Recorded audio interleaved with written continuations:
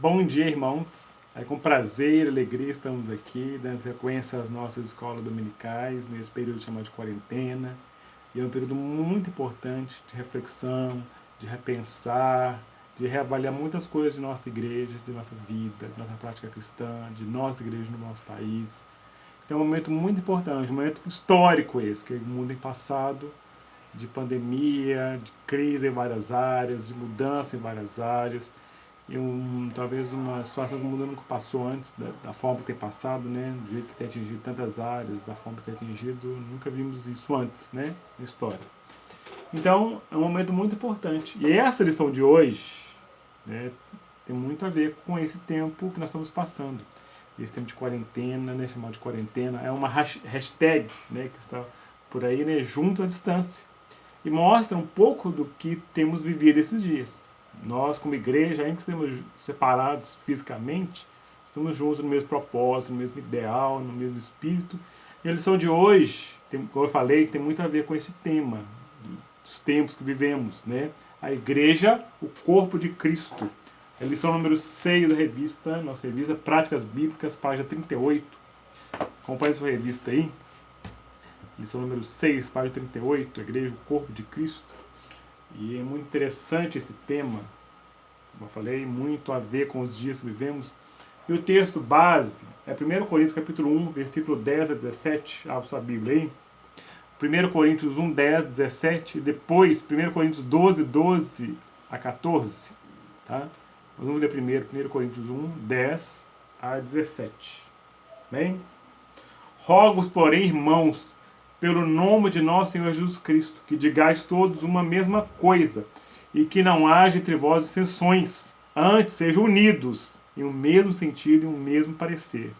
Porque a respeito de vós, irmãos meus, me foi comunicado pelos da família de Cloé, que há contenda entre vós. E quero dizer com isso de cada um de vós diz, eu sou de Paulo, eu sou de Apolo, eu sou de Cefas, eu sou de Cristo. Está Cristo dividido?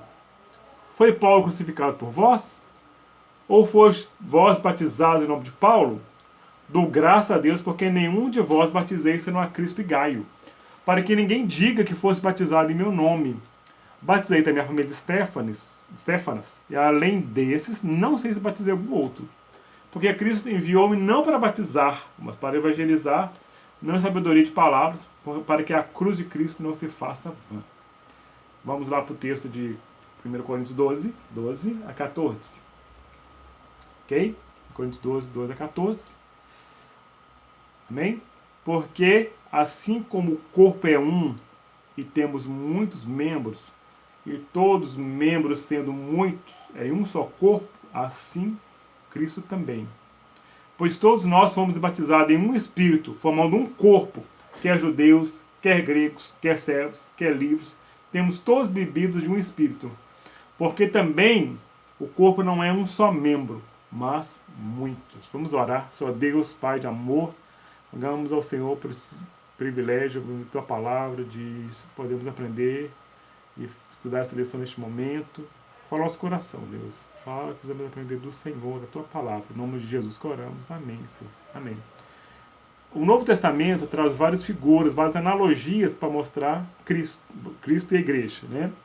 Mostra a igreja como lavoura, como edifício, como noiva de Cristo. Mas uma das mais importantes analogias, eu acho, eu considero, que é essa como corpo. Porque das criações de Deus, talvez a mais perfeita seja o corpo humano. Talvez a coisa mais perfeita que Deus criou seja o nosso corpo.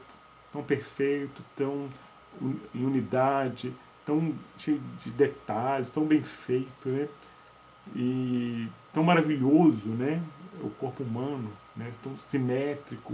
Então, Deus fez o corpo humano como uma das maravilhas de sua criação. E quando fala da igreja, também, né, mostra a importância, né, essa analogia. Porque a igreja também é um organismo vivo, né? Ela nasce, ela cresce, ela vive, né? E ela é formada por todos aqueles que encontram a Cristo. Né? A igreja do Senhor é formada por aqueles que nasceram de novo, aqueles que, como Paulo também fala em Gálatas 2,20, né? Agora não vivo mais eu, mas Cristo vive em mim, né? e já estou crucificado com Cristo, né? E agora vivo que a vida agora, né? Vivo pela fé no Filho de Deus, né? O qual se entregou por mim. Né? Então é isso, é as pessoas que nasceram de novo, se entregaram a Cristo, né? Que vivem para Cristo, que formam esse corpo, né? Então é um momento de nós pensarmos muitas coisas, porque as pessoas estão das coisas temos que pensar também, que as pessoas veem a igreja muitas vezes como um clube, né, como um local social, um local que você passa um tempo, um local de encontrar os amigos, e não com o corpo de Cristo. É coisa que nós pensamos também. É interessante que a Bíblia, no Novo Testamento, Jesus dá tanta importância à igreja que ele fala 115 vezes a palavra igreja, né? Então como referindo com o corpo, todos os cristãos, de todas as denominações, de todos os tempos, de todos os lugares, todos aqueles que nasceram de novo. E Paulo, né, compreendeu isso também muito bem na vida dele. Vamos lembrar um pouquinho da conversão de Paulo? Paulo estava passando ali em Damasco, indo para Damasco, quando apareceu uma visão, Jesus aparece para ele, né, uma grande luz, e ele cai ao chão, e ele fala, quem é, Senhor? E ele fala assim, eu sou Jesus a quem tu persegues. Então Paulo veio aprender, na experiência dele, que quando ele estava perseguindo a igreja, ele estava perseguindo o próprio Cristo. Isso talvez nós vivesse naquela época, talvez uma das pessoas que menos a gente imaginaria converter, seria Paulo. Paulo era extremamente culto, extremamente zeloso, ele estudou com os melhores mestres da época, que era Gamaliel. Era um homem fariseu, que tinha um zelo muito grande pelo judaísmo, né? Um zelo tão grande que ele perseguia aqueles que, na visão dele, era contra o judaísmo, se opunha ao judaísmo. E ele, como já tinha ali consentido no martírio de Estevão, e depois foi perseguir mais cristãos e se converte. E quando ele funda a igreja em Corinto, talvez quando ele estava escrevendo esse texto, ele pensou nisso. Né? Ele fala assim, quando um fala, eu sou de Cefas, Pedro, né? Eu sou de Cristo, né? Eu sou de Apolo, eu sou de Paulo. Fala, se está por acaso Cristo dividido? Né? Não, o corpo é um. Né? Então ele mostra isso, olha, quando vocês estão dividindo a igreja em grupos aqui e ali, né? Estão dividindo o próprio Cristo, o próprio corpo de Cristo. Né? Porque, como ele escreve depois no capítulo 12, o corpo é composto de muitos membros, e muitos membros formam o corpo, né? Seja judeus, gregos, livres, servos, né? Homens, mulheres, seja o que for. Né? Todos esses juntos formam o corpo, porque o corpo não é um só membro. Né? O membro ele não existe fora do corpo.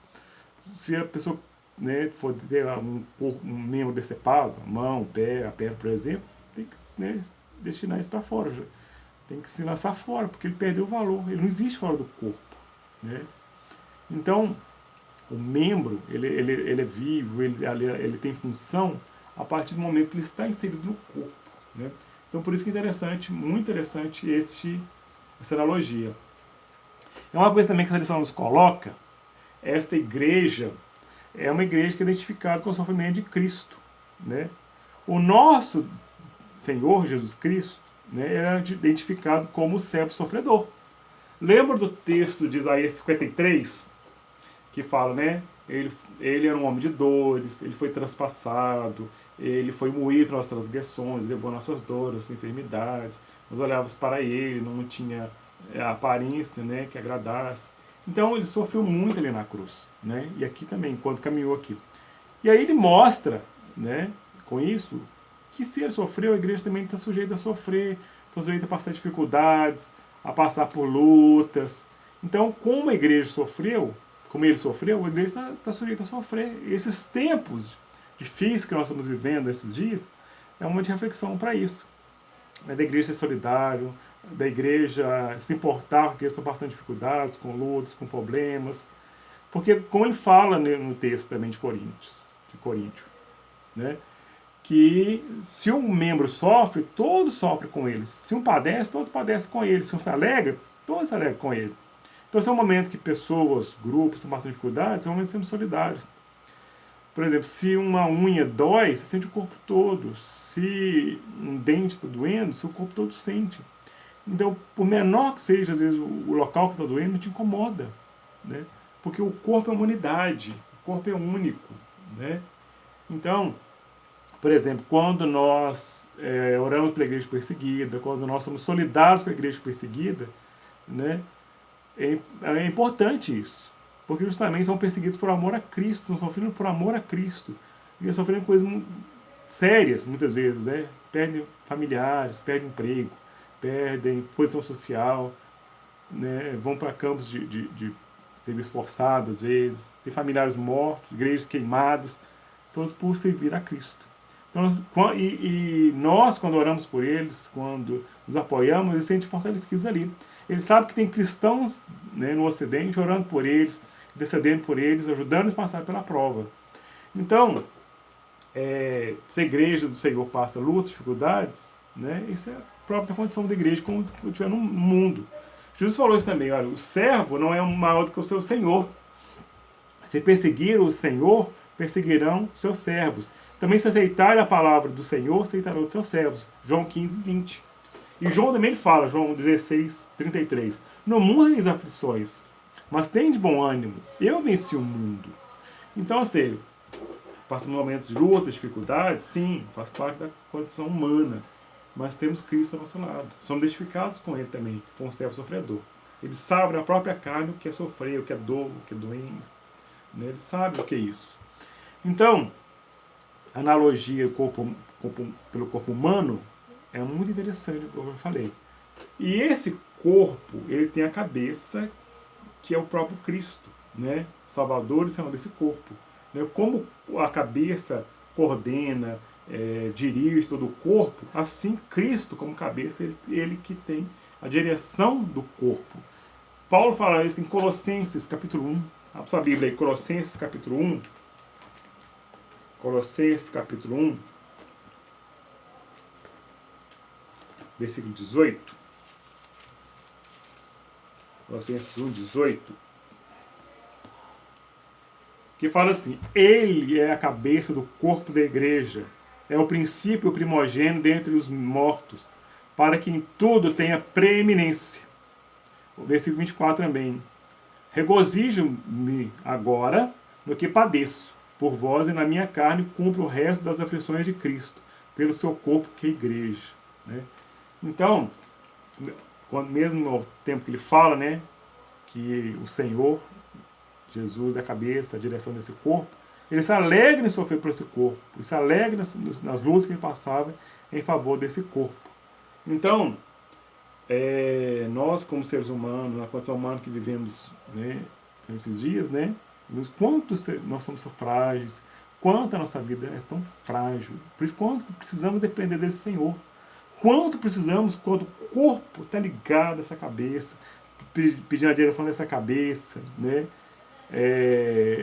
dependendo dele, vivendo para ele, e é importante isso. É importante, neste momento, nós temos essa percepção, essa ideia, de nós pertencemos a um corpo que passa por outras dificuldades, mas nós identificamos com ele. Sofremos com o que sofre, apoiamos aqueles que passam por lutas. Ok? Essa é a primeira parte, vamos passar para a segunda. Ok?